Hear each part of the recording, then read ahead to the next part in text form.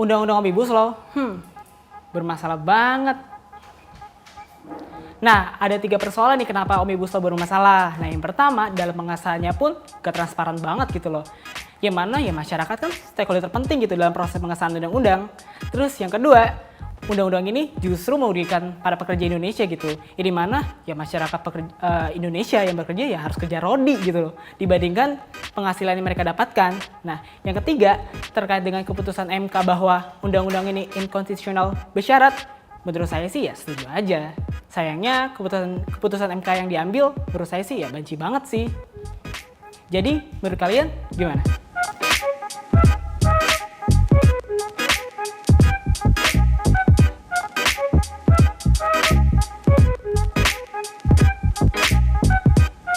Salam Indonesia. Sah-sah saja seseorang mengaku dirinya Pancasilais. Tapi selama dia tidak mau mendukung kaji ulang Undang-Undang Dasar 2002, dia munafik. Bro, ini udah nonton opini terkait Omnibus Law inkonstitusional bersyarat nih? Yang mana? Ini yang punya Ganda? Iya, yang dari Gen Z kan ya? Oh, itu. Ya, ini sebenarnya ketidakpemahaman terhadap inkonstitusional bersyarat ya. Jadi, saya juga perlu menjelaskan bahwa mengenai inkonstitusional bersyarat itu seperti apa gitu. Yang perlu kita ketahui itu Mahkamah Konstitusi itu punya 2 alat untuk menguji undang-undang, yakni alat formil maupun materialnya. Ketika dia menguji undang-undang, menggunakan alat formilnya, maka dia akan menguji undang-undang itu terhadap undang-undang tentang pembentukan peraturan perundang-undangan nomor 11 tahun 2012. Namun ketika dia menggunakan alat ujinya pakai material, dia akan menguji undang-undang itu terhadap Undang-Undang Dasar 1945. Karena kita punya ketentuan dan cara-cara, atau Mahkamah Konstitusi punya ketentuan dan cara-cara tersebut, maka Mahkamah Konstitusi itu berhak juga mengubah nama undang-undang tersebut. Itu loh. Hal ini memang dilihat dalam Undang-Undang Cipta Kerja. Jadi saya rasa inkonstitusional bersyarat itu sebenarnya dilihat dalam perspektif uji formilnya gitu. Tapi gini deh bro, kalau bicara tentang Omnibus Law ini ya, Omnibus Law ini merupakan salah satu isu yang cukup besar di Indonesia. Dari tahun 2020 gejolak mahasiswa, gejolak para buruh, ini beramai-ramai dan bersama-sama dalam menyuarakan menolak Omnibus Law. Sehingga perihal putusan MK hari ini menurut saya, ketika ada inkonstitusional bersyarat, kenapa tidak ditolak aja gitu? Karena dalam proses penyusunannya, dalam proses pembentukannya yang terkesan terburu-buru. Ya gini bro, makanya maksudnya ini kita paham dulu. Dampak dari Omnibus Law ini kan berbicara pada hajat hidup manusia, Iya, berbicara pada kebutuhan kerja, para buruh, Pak. Nah, makanya kita tidak semestinya menyalahkan putusan Mahkamah Konstitusi ya. Kalau misalkan kita lihat dalam 2 kewenangan yang dimiliki oleh Mahkamah Konstitusi. Karena berhubung undang-undang ini masih inkonstitusional bersyarat, apa alasannya gitu? Nah, semisal gini bro, aku jelaskan dulu apa maksud dari inkonstitusional bersyarat. Jadi di Undang-Undang Cipta Kerja ini, jika dia, ya gini maksudnya, biar kalau misalkan kita bicara hukum itu harus bicara sesuai sistematis ya, biar kita tidak runut undang-undangnya, kita tidak salah paham, tidak salah kaprah gitu. Jadi kalau misalkan dilihat secara formil, ketentuan atau cara-cara dalam Mahkamah Konstitusi itu dia bisa merubah undang-undang gitu. Nah, seperti kita lihat dalam Omnibus Law ini, inkonstitusional bersyarat. Jika dia inkonstitusional bersyarat, maka dia punya deadline waktu yang sebagaimana ditentukan oleh Mahkamah Konstitusi selama 2 tahun. Selama 2 tahun. Nah, hal itu, bentar dulu. Hal itu diberikan waktu selama 2 tahun, tapi maka pemerintah ditekankan untuk tidak mengeluarkan aturan turunan. Paham nggak? Ya.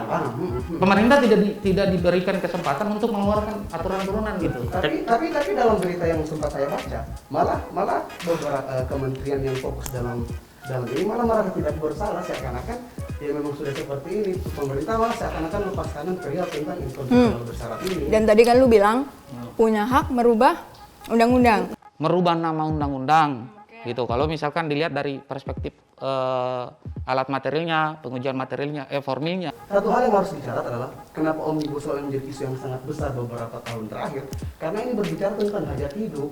Bagaimana seakan-akan upah buruh ini dikurangi, perusahaan punya punya legitimasi yang cukup besar, power yang cukup besar untuk bagaimana terjadi melakukan pengisapan terhadap buruh. Contoh kecil. Ini karena emang panas diskusinya, makanya kita sudah karena saya keringat gini ya.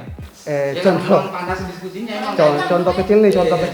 Contoh kecil nih, perihal tenaga kontrak dalam undang-undang tenaga kerja yang pada sebelumnya itu tenaga kontrak itu maksimal hanya 2 tahun dan perpanjangan kontraknya hanya cukup 1 tahun. Setelah itu bisa langsung menjadikan sebagai karyawan tetap. Iya kan, pegawai tetap. Nah, di Omnibus Law ini dihilangkan, Pak. Ini opsinya dihilangkan. Seakan-akan kita tidak diberikan kepastian hidup yang dalam jangka waktu yang cukup panjang.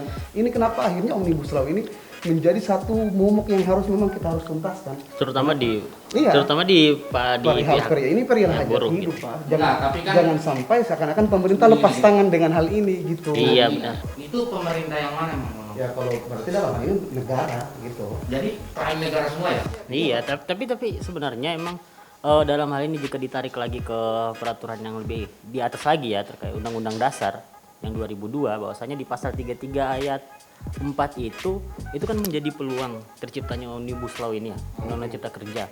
Sehingga banyaklah hal-hal yang dirugikan, banyak hal-hal yang pihak-pihak yang dirugikan, yang dipermasalah dan akhirnya bermasalah. Ada yang kesejahteraan mulai berkurang, keadilannya dan lain-lain lah, banyak yang dipermasalahkan. Menurut kalian nih, kiranya untuk pasal tersebut ya, yang pasal di Undang-Undang Dasar pasal 33 ayat 4 itu emang seharusnya dikaji ulang kan?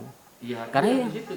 iya, karena itu jadi pintu masuk utama loh Iya, terkait Omnibus Law. harusnya di situ. Mereka harus mengkaji ulang hal itu. Iya, makanya itu perdebatan kita tadi itu ya sebenarnya kalau kita tutup pintu awalnya udah semuanya kita nggak bakal Iya sih. Enggak, nggak tapi bakal kan perlu seperti juga ini. apa namanya? Iya, Iya. Bicara prosedural tanpa. iya benar. Iya. Kita perlu bicara prosedural, tapi kan kita tahu ternyata titik masalahnya ada di substansialnya, di poin substansialnya. Ayat 4-nya. Maka dari itu, Memberikan ruang ya. Gitu. betul. Berarti kita memang harus ya teman-teman buat kaji ulang karena kita sudah merasa nilai-nilai Pancasila kayaknya udah makin jauh banget ya, Iya. makin kerasa liberalisasinya ya enggak? Iya, batang tubuh dari Undang-Undang Dasar itu udah berganti. Betul. Udah berganti. Udah ya, no hate ya. Iya. Tidak ada benci di antara kita. Ini ada gula Makan dulu. merah. Gini bro, nggak usah panas-panas dulu. Kita makan kacang dulu lah. Ini gua goreng sendiri. Omnibus Law sudah berjalan dan keresahan masyarakat sudah terpaksa harus diterima.